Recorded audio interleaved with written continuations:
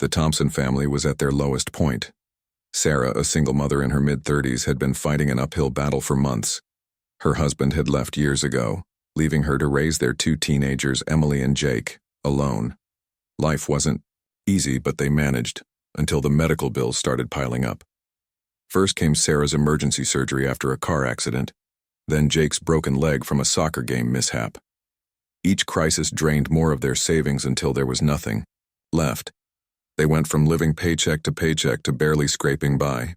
Relatives who once welcomed them with open arms now grew tired of hosting them, hinting it was time for the Thompsons to figure things out on their own. One evening, as Sarah sat at the kitchen table staring at the stack of unpaid bills, Emily burst through the door holding a flyer she'd picked up at school. "Mom, look at this!" she exclaimed, her eyes wide with excitement. The flyer advertised a public auction for abandoned properties in their small town. One particular listing caught Sarah's eye. A rundown house near the edge of town with a minimum starting bid of just $200. It wasn't much, but it was all the money they had left after selling off nearly everything they owned. Sarah felt a mix of hope and dread swirling inside her. Could this be their answer? Or would it turn into another disaster? She knew the house must be in terrible shape if no one else wanted it. Still, the thought of having four walls to call their own again was too tempting to ignore. That night she couldn't sleep. Instead, she lay awake imagining what the house might look like. Would it have creaky floors and peeling paint? Would it even be livable? Despite her fears, she made up her mind. They had to try. The day of the auction arrived, and the Thompsons piled into their old station wagon, clutching the envelope containing their last $200. When they reached the courthouse, where the auction was being held, Sarah's heart sank.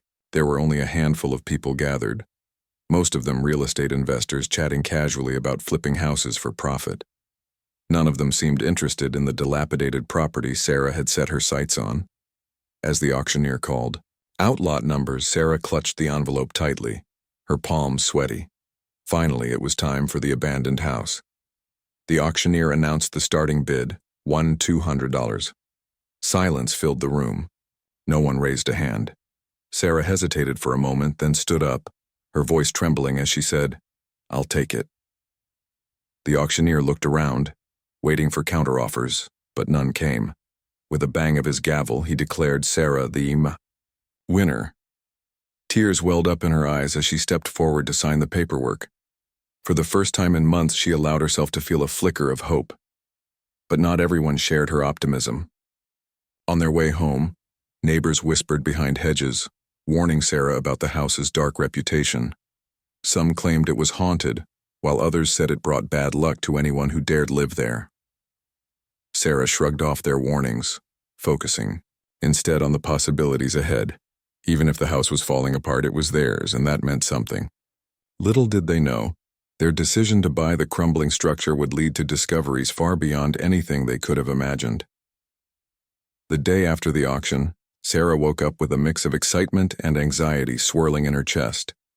She had taken a huge risk, spending their last $200 on a house that looked like it might collapse at any moment. But as she stood outside the crumbling structure for the first time, keys in hand, she couldn't help but feel a strange sense of pride. This was theirs now, flaws and all. Emily and Jake trailed behind her, dragging their few belongings in duffel bags, while Max, their elderly dog, sniffed cautiously around the overgrown yard. The house wasn't just old, it was practically falling apart. The paint on the exterior was peeling so badly it looked like sunburned skin, and several windows were cracked or boarded up. Inside, the air smelled musty, like damp wood and forgotten memories. Dust coated every surface, and cobwebs hung from the ceiling like tattered curtains. The floorboards groaned underfoot, and patches of wallpaper drooped sadly from the walls. It wasn't exactly the dream home Sarah had once imagined for her family, but it was shelter, and right now, that was enough. Still, the neighbors weren't shy about sharing their opinions. Mrs. Harper, an older woman who lived 2 doors down, stopped by uninvited to offer unsolicited advice. "You're brave," she said, shaking her head as she eyed the sagging porch roof. That place has been empty for decades. People say it's cursed. Cursed? Emily asked, her voice tinged with both curiosity and unease. Mrs. Harper nodded solemnly. Back in the 50s, folks used to hear screams coming from inside late at night. No one ever figured out where they came from, but eventually, the owners just disappeared. After that, no one wanted to live here. Sarah forced a polite smile, though her stomach churned. Well, we'll see about that, she said lightly, trying to sound more confident than she felt. Once Mrs. Harper left, Sarah turned to her kids. Don't listen to those stories. Houses don't get cursed, they just need love and hard work. Despite her words, doubts lingered in the back of her mind. That night, as they unpacked what little they owned, strange things began happening. A sudden draft swept through the living room, even though all the windows were closed. The temperature dropped noticeably, sending shivers down their spines. Jake swore he heard footsteps upstairs, but when they checked, no one was there. Even Max seemed uneasy, pacing nervously and growling at shadows that didn't exist. Emily tried to lighten the mood. Maybe it's just settling, she suggested, though her voice wavered slightly. Old houses make weird noises, right? Right, Sarah agreed quickly, though she wasn't entirely convinced herself. She reminded them that they'd chosen this path because they had no other options. They couldn't afford to let fear drive them away, not when they'd sacrificed everything to be here. Over the next few days, the family threw themselves into cleaning and repairing the house. Sarah scrubbed floors until her hands were raw, while Jake patched holes in the walls with scraps of plywood. Emily dusted shelves and swept away years of grime, uncovering faded floral patterns on the wallpaper beneath the dirt. Slowly but surely, the house began to transform. Each small improvement gave them a renewed sense of hope, even if the eerie atmosphere lingered. One afternoon, as Jake hammered nails into a loose railing, he paused and glanced around the hallway. Do you think whoever lived here before, do you think they liked it? He asked suddenly. Sarah stopped what she was doing and thought for a moment. I don't know, she admitted. But maybe they had good reasons for staying, just like we do. Her answer didn't completely ease the tension, but it reminded them why they were there, to build a future, no matter how uncertain the present felt.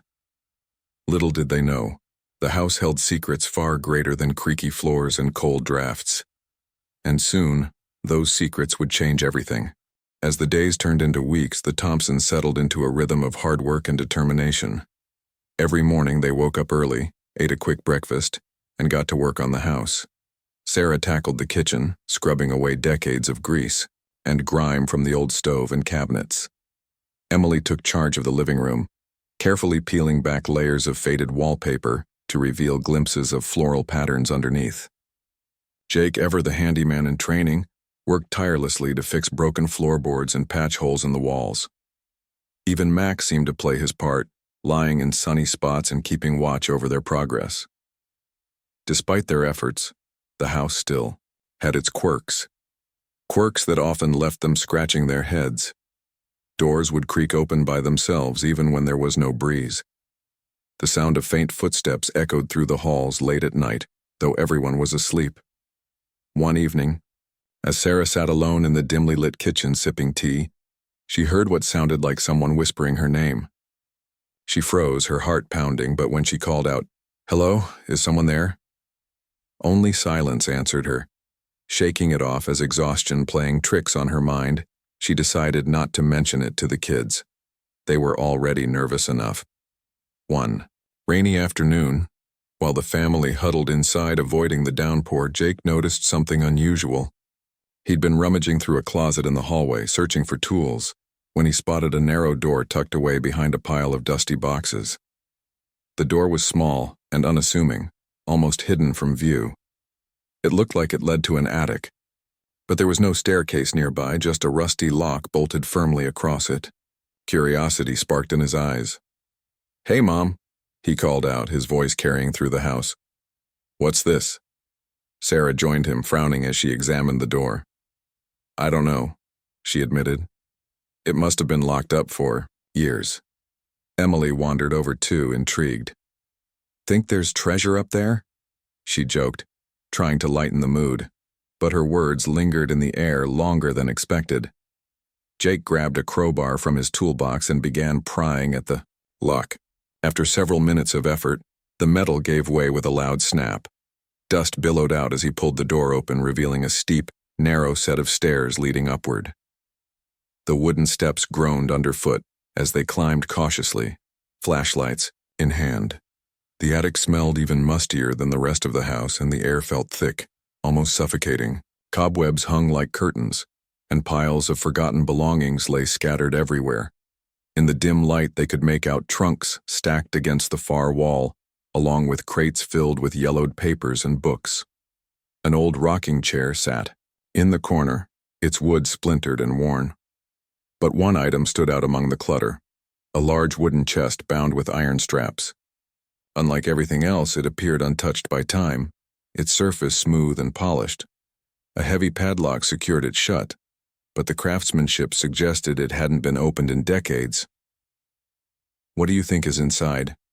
Emily whispered, her voice barely audible over the patter of rain against the roof. "I don't know," Sarah replied, running her fingers over the intricate carvings etched into the lid, "but we're about to find out." The discovery sent a jolt of excitement and apprehension through the family. They dragged the chest downstairs, setting it carefully on the dining table. As they gathered around, each member of the Thompson family couldn't shake the feeling that they were standing on the brink of something extraordinary. Whatever lay inside that chest had been hidden away for a reason, and uncovering it might change their lives forever, or bring consequences they couldn't yet imagine. For now, though, the mystery remained unsolved. The rain continued to pour, outside, matching the storm of questions brewing in their minds. The wooden chest sat on the dining table like a silent enigma, its presence dominating the room. The Thompsons gathered around it, their eyes wide with curiosity and anticipation. It was clear that this wasn't just an ordinary box. It had been carefully crafted, with ornate carvings of vines and flowers etched into its surface. The iron straps binding it were rusted but sturdy, and the heavy padlock securing it looked ancient, as if it had been untouched for decades. Jake reached out first, his fingers brushing against the cold metal of the lock. "How are we supposed to open it?" he asked, frowning. "Do you think there's a key somewhere in the house?" Sarah shook her head thoughtfully. "Even if there is, who knows where it could be after all these years? We might have to break it open." Emily hesitated, glancing at her mom. "Are we sure we should do that? What if, I don't know, what if someone didn't want anyone else finding whatever's inside?" Her words hung in the air, giving them pause. For a moment, doubt crept in. Could opening the chest disturb something or someone they weren't prepared for? But the pull of curiosity was too strong to ignore. They had come this far. They couldn't turn back now. "Let's try," Sarah said finally, her voice steady despite the unease she felt. "Whatever's inside belongs to us now. This house and everything in it is ours." With renewed determination, Jake grabbed a hammer and chisel from his toolbox. Carefully, he wedged the tip of the chisel under the edge of the padlock and gave it a firm tap. The sound echoed through the quiet room, making Max perk up his ears from his spot by the fireplace. After several tense minutes of prying and tapping, the lock finally snapped open with a sharp click. Everyone froze, holding their breath as Jake slowly lifted the lid of the chest. Inside, they found themselves staring at a treasure trove unlike anything they'd ever imagined. Stacks of gold coins gleamed faintly in the dim light, their surfaces dulled slightly by time but unmistakably valuable. Nestled beside the coins were pieces of antique jewelry, necklaces adorned with sparkling gemstones, rings encrusted with diamonds, and brooches that looked like they belonged in a museum. There were also bundles of old letters tied neatly with ribbon, vintage photographs in delicate frames, and documents written in elegant cursive handwriting. "Oh my gosh," Emily breathed, her hand flying to her mouth. This is insane." Jake picked up one of the necklaces, turning it over in his hands. "Do you think this stuff is real? Like actually worth money?" Sarah nodded slowly, still trying to process what she was seeing. It has to be. Look at the craftsmanship. She gently unfolded one of the letters, scanning the faded ink. The note was addressed to someone named Margaret, thanking her for safeguarding family heirlooms during uncertain times. Another document revealed that Margaret had inherited the house, and likely the contents of the chest, from her parents in the early 1900s. As they sifted through the items, piecing together fragments of the past, the weight of their discovery began to sink in. Whoever Margaret was, she must have hidden the chest out of fear or necessity, perhaps to protect her wealth during difficult times. Maybe she never returned to claim it, or maybe she intended for it to remain undiscovered forever. But for the Thompsons, the implications were staggering. These treasures weren't just relics of history, they represented hope, security, and a chance to rebuild their lives. Yet, as thrilling as the find was, it also raised questions they couldn't ignore. Was it right to keep what they'd uncovered? Did they owe anything to Margaret's descendants or to the town that had forgotten about her? For now, though, those concerns took a backseat to awe. As they marveled at the glittering contents of the chest, the storm outside seemed to fade into the background. In that moment, the Thompsons allowed themselves to dream, not just of survival, but of possibilities they hadn't dared to consider before. Little did they know, the true impact of their discovery was only beginning to unfold. The initial shock of discovering the treasure began to wear off, replaced by a wave of conflicting emotions. The Thompsons sat around the dining table, surrounded by glittering gold coins, sparkling jewelry, and faded letters that whispered secrets from another era. For a moment, no one spoke. The weight of what they had found and what it meant was almost too much to process. Finally, Jake broke the silence. "This is crazy," he said, holding up a necklace adorned with emeralds that shimmered even in the dim light. "We could sell this stuff and fix the house, pay off all our debts, and maybe even buy new furniture." Emily nodded eagerly, her eyes shining with excitement. "And we wouldn't have to worry about money for a long time. We could finally catch a break." But Sarah hesitated. She stared at the items spread out before them, her mind racing. Yes, the treasure was an incredible stroke of luck, a lifeline they desperately needed, but something about it felt complicated. It wasn't just wealth. It was someone's legacy. Margaret's legacy. The letters she had read painted a picture of a woman who cherished these belongings deeply, entrusting them to the attic as a safeguard against uncertain times. What if there are people out there who still care about this? Sarah asked softly. What if Margaret had family, descendants who might want these things back? Jake frowned. Mom, that was like 100 years ago. Do you really think anyone's looking for this stuff? Besides, we bought the house fair and square. Everything in it belongs to us now. I know, Sarah replied, rubbing her temples. Legally, you're right, but morally, I don't know. It feels wrong to just take it without thinking about where it came from or who it belonged to. Emily chimed in, her tone thoughtful. Maybe we don't have to decide everything tonight. We can figure out what's valuable and what's not. Some of this stuff might belong in a museum or something, like those old photos. They're part of history.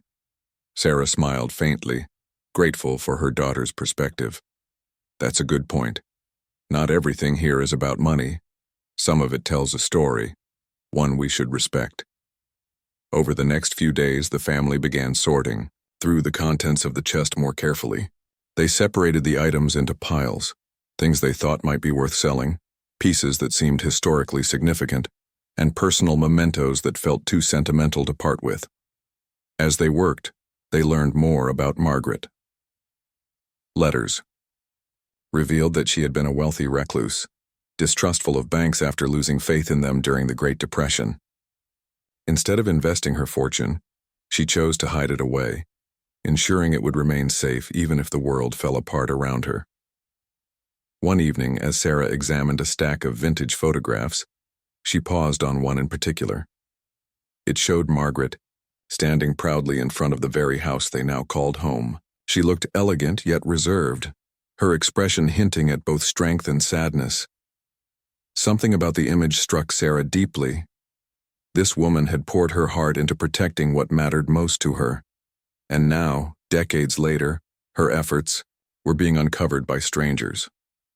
Determined to honor Margaret's memory, Sarah suggested they donate some of the more unique items to local museums and historical societies. "It's the least we can do," she explained. "These things deserve to be appreciated by people who understand their value, not just sold off for profit." Jake reluctantly agreed, though his teenage pragmatism made him question whether they were giving up potential riches. Emily, however, embraced the idea wholeheartedly. "If we share this story, maybe it'll inspire others," she said. "It's kind of beautiful, isn't it? How something hidden for so long can bring people together." As they debated and planned, the atmosphere in the house shifted. What had once felt eerie and unsettling now carried a sense of purpose. The whispers in the halls seemed less ominous, almost like echoes of gratitude. Slowly but surely, the Thompsons realized that the treasure wasn't just changing their financial situation, it was teaching them the importance of integrity, respect, and finding meaning beyond material wealth. And yet, they couldn't shake the feeling that their journey was far from over. The chest had opened doors, not just to prosperity, but to questions about legacy, responsibility, and the unseen connections between past and present. With their decision made, the Thompsons dove into the next phase of their journey, figuring out how to handle the treasure they'd uncovered. Sarah took charge, determined to strike a balance between honoring Margaret's legacy and securing their family's future. She began researching local museums and historical societies, reaching out to curators who might be interested in preserving some of the more unique items from the chest. To her surprise, many were thrilled by the discovery. One curator even offered to help authenticate the artifacts, ensuring they understood their true historical and monetary value. Meanwhile, Jake and Emily focused on sorting through the remaining items. They discovered that the gold coins dated back to the late 1800s, each one worth far more than its face value. The jewelry, too, was appraised at staggering amounts, pieces crafted with rare gemstones and intricate designs that spoke to another era's opulence. It was overwhelming, but also exhilarating. For the first time in years, the Thompsons allowed themselves to dream about what life could look like without constant worry about money. But not everyone shared their excitement. As word spread around town about the mysterious attic find, whispers followed. Some neighbors congratulated them, calling it a once-in-a-lifetime miracle. Others, however, weren't so kind. A few accused the Thompsons of greed, questioning why they didn't donate everything instead of keeping any part for themselves. Even Mrs. Harper, the nosy neighbor who had warned them about the house being cursed, stopped by uninvited to voice her disapproval. "You're sitting on a fortune," she said, narrowing her eyes as she sipped tea in their newly cleaned living room. "Are you sure you're doing the right thing? What if this wealth comes with strings attached?" Sarah forced a polite smile, though her patience was wearing thin. "We're doing our best to honor the past while taking care of our family. That's all anyone can ask of us." Despite the criticism, the Thompsons pressed on. They sold a portion of the valuables discreetly, using the funds to repair the house and stabilize their financial situation. Broken windows were replaced, leaky roofs patched up, and walls painted in fresh, cheerful colors. Slowly but surely, the once dilapidated structure transformed into a cozy home filled with warmth and character. The creaky floors no longer felt ominous. They became reminders of resilience and hard work. As the renovations progressed, something remarkable happened. Strangers started showing up at their door. Word had gotten out about the house's history and the incredible discovery within its walls. Tourists and locals alike wanted to see the place for themselves, marveling at its Victorian charm and imagining the stories it held. At first, Sarah was hesitant to let people inside, fearing it might disrupt their privacy. But Emily convinced her otherwise. "Mom, this could be a good thing," she said enthusiastically. "We can share Margaret's story and show people how far we've come. Maybe we could even host tours or events someday." Inspired by her daughter's optimism, Sarah agreed. They opened the house to visitors on weekends, charging a small fee that went toward further repairs and community projects. The response was overwhelmingly positive. People loved hearing about the hidden attic and the treasures it contained, and many left donations to support the family's efforts.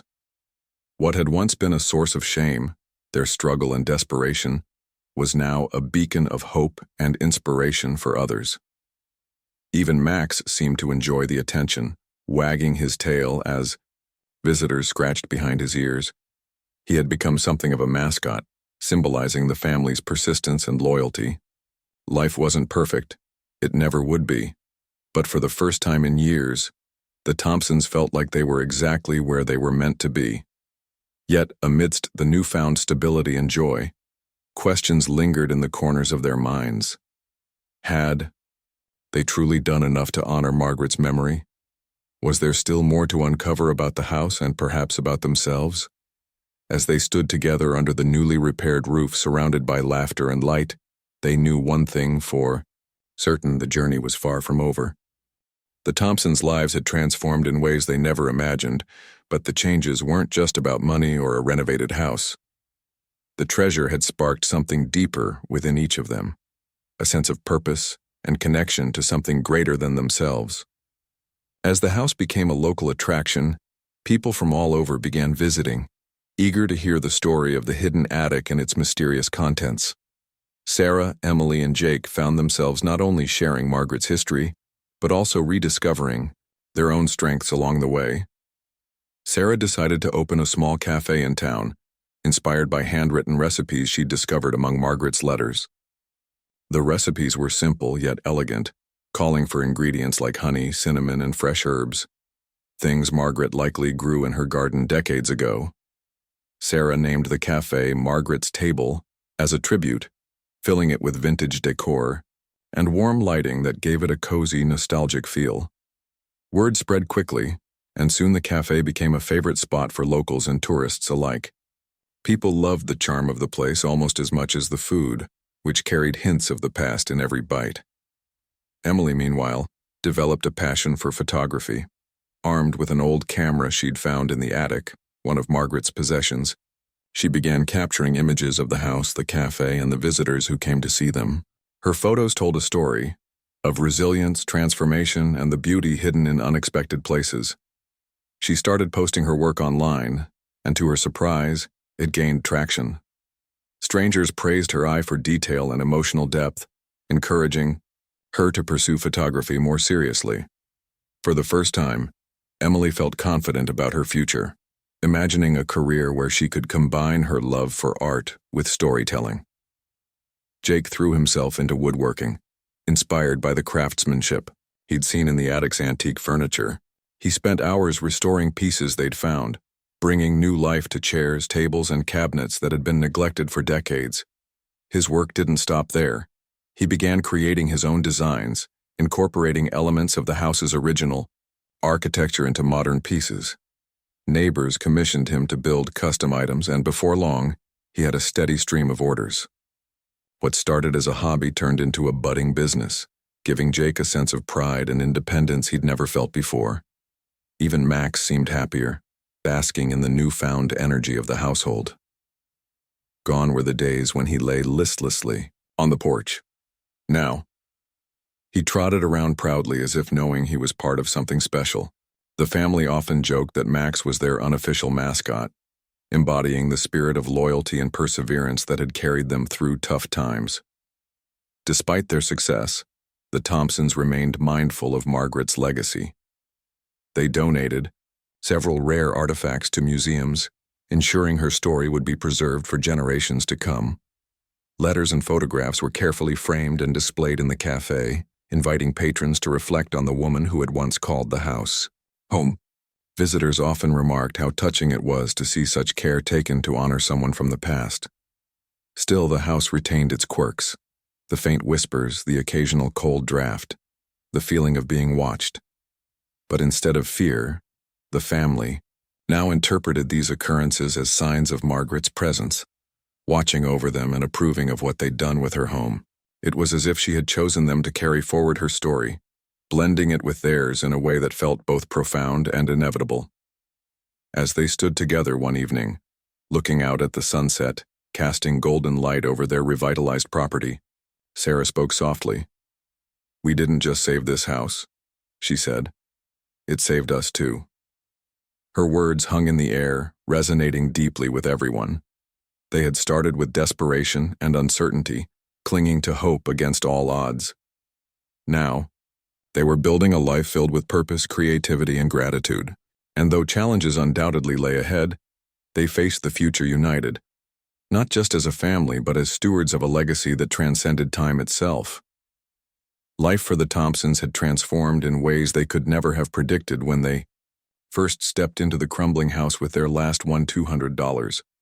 What began as a desperate gamble had turned into a journey of discovery, not just of hidden treasure, but of resilience, purpose, and the strength that comes from working together. The once abandoned house now stood proud, its walls filled with laughter, warmth, and stories of the past. It wasn't perfect. There were still creaky floors and drafty windows, but it was theirs, and it felt like home in every sense of the word. Sarah's cafe, Margaret's table, became a cornerstone of the community. Locals gathered there to share meals, swap stories, and marvel at the framed photographs and letters displayed on the walls. Tourists passing through town often stopped by, drawn by curiosity about the house and its history. Sarah loved watching people connect over food and shared experiences. She often told Margaret's story to patrons, her voice filled with admiration for the woman who had entrusted her secrets to the attic. In telling Margaret's tale, Sarah realized she was also sharing her own, a story of perseverance and hope, against all odds. Emily's photography flourished beyond anything she'd dreamed. Her pictures of the house, the cafe, and even Max captured not just images but emotions.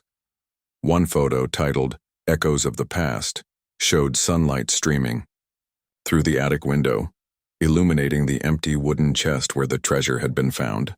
It went viral online, drawing praise from photographers and art enthusiasts alike. Encouraged by the response, Emily enrolled in an online course to hone her skills further.